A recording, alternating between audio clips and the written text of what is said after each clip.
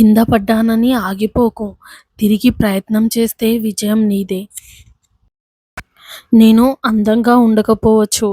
అయితే సాయం కోరిన వాళ్లకు నా చేతిని అందించగలను. అందం అనేది ముఖంలో ఉండదు, హృదయంలో ఉంటుంది. విజయం సాధించాలనే నీ సంకల్పం తగినంత బలంగా ఉంటే వైఫల్యం నిన్నెప్పటికీ అధిగమించదు. మన జననం సాధారణమైనదే కావచ్చు, కానీ మన మరణం మాత్రం ఒక చరిత్రను సృష్టించేలా ఉండాలి. ఆలోచనను నాటితే అది పనిగా ఎదుగుతుంది. ఒక పనిని నాటితే అది అలవాటుగా ఎదుగుతుంది. ఒక అలవాటును నాటితే అది ఒక వ్యక్తిత్వంగా ఎదుగుతుంది. ఒక వ్యక్తిత్వాన్ని నాటితే అది తలరాతగా ఎదుగుతుంది. కాబట్టి మీ తలరాతను సృష్టించుకునేది మీరే. నేను బెస్ట్. నేను బ్యూటిఫుల్. నేను ఏదైనా చేయగలను. నేను విజేతను. నాతో ఎప్పుడూ దేవుడు ఉంటాడు. ఇలా ఎల్లప్పుడూ అనుకుంటూ ఉండండి. అవి మీతోనే ఉంటాయి. పిరికితనం అడుగుతుంది, ఆ పని చేయడంలో ప్రమాదం లేదు కదా అని. దురాశ అడుగుతుంది, ఆ పని చేయడం వల్ల ఏం లాభం అని. అహంకారం అడుగుతుంది, ఆ పని చేస్తే పేరొస్తుందా అని. కానీ అంతరాత్మ మాత్రం అడుగుతుంది, ఆ పని చేయడం సక్రమమేనా అని. పొట్ట ఆకలి తీరేందుకు ఆహారం కావాలి. మెదడు ఆకలి తీరేందుకు విషయాన్వేషణ చేయాలి.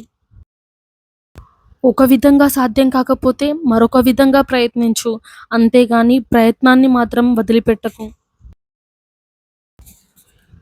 నిన్ను నువ్వు ఎప్పటికీ వేరే వాళ్ళతో పోల్చుకోవద్దు. ఎందుకంటే సూర్యచంద్రులకి పోలికే ఉండదు. సమయం వచ్చినప్పుడు అవి మెరుస్తాయి. నువ్వు కూడా అంతే, గుర్తుంచుకో. ఎవరినైనా తేలిగ్గా ఓడించవచ్చు, కానీ వారి మనసును గెలవాలంటే మాత్రం ఎంతో శ్రమించాలి.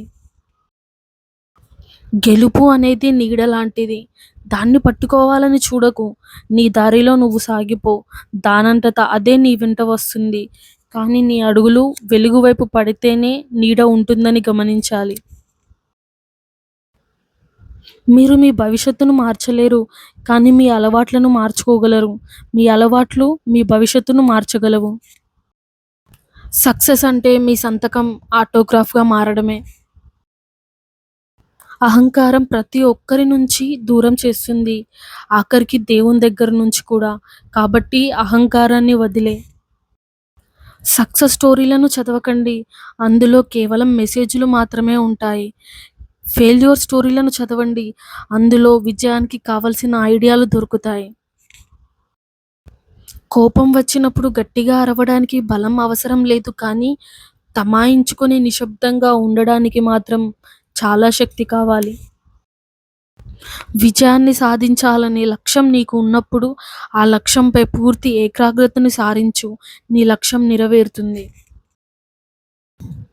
నీ విజయాన్ని అడ్డుకునేది నీలోని ప్రతికూల ఆలోచనలే. కింద పడ్డామని ప్రయత్నం ఆపితే చేసే పనిలో ఎన్నటికీ విజయం సాధించలేము.